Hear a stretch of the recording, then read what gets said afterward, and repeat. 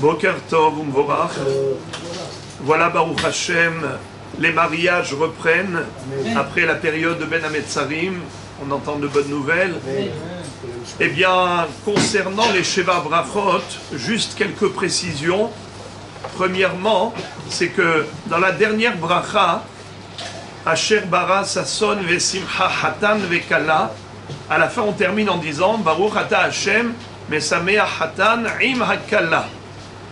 Alors il y a des gens qui rajoutent le mot umatzliyah. Mesameach hatan im hakala umatzliyah. Ce n'est pas bon. Le mot matzliyah ne fait pas partie du tout de la version de la bracha, du texte. Alors, on peut dire ça une fois que tout le monde a répondu Amen et que on boit le vin, on a bu le vin. À ce moment-là, tu peux dire Umatzliach, mais tu ne dis pas Umatzliach avant de boire le vin, parce que ça ne fait pas partie du tout du Nusach Abracha. Primo. Deuxièmement, parfois, les gens qui doivent faire les brachot, on invite l'un après l'autre, et parfois ils se trompent. Au lieu de faire la bracha qui suivait l'ordre, il a sauté une bracha.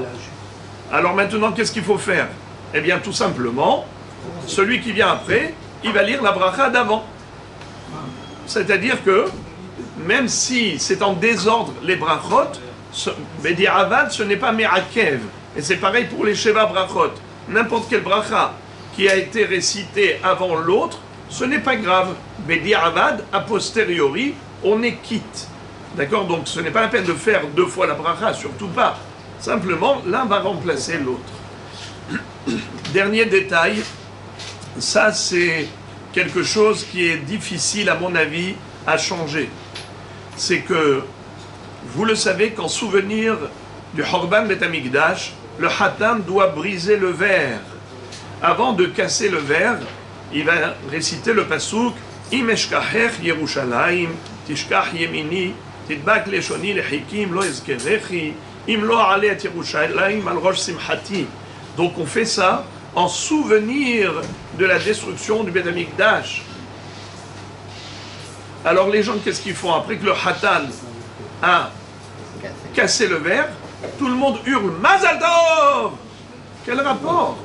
Quel rapport? À tel point qu'il y en a que pour cette raison, ils brisent le verre quand? Avant les Sheva Brachot.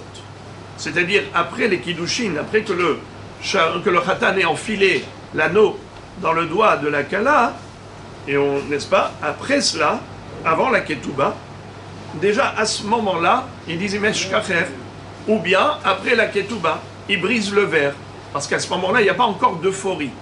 Car l'euphorie arrive à la fin de la Choupa. Et comme le bris de verre se fait à la fin de la Choupa, alors immédiatement, il y a l'éclat de Simcha. Donc, mais le minhag, notre minhag à nous, c'est de briser le verre à la fin de la Choupa. Simplement, il faut dire aux gens d'attendre quelques secondes de recueillement par rapport à ce qu'on vient de dire.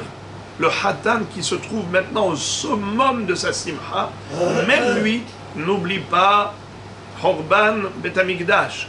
Alors, à plus forte raison, nous les invités. Donc on se doit d'avoir quelques secondes, on va prier à Kadosh Baruch Hu à ce moment-là, de bâtir sa maison, de construire le Bet Hamikdash, à l'instar du Hatan et Kala, qui également construisent leur foyer. Voilà donc Be'ezrat Hashem, après cette période-là, où nous avons tant pleuré pour la Galout Israël, Horban Bet Hamikdash, Yeratzon Shenizke Lirot Bebinyan Yerushalayim, Le'ir HaKodesh, Bet Hamikdash Bekarov B'Yameinu. Amen.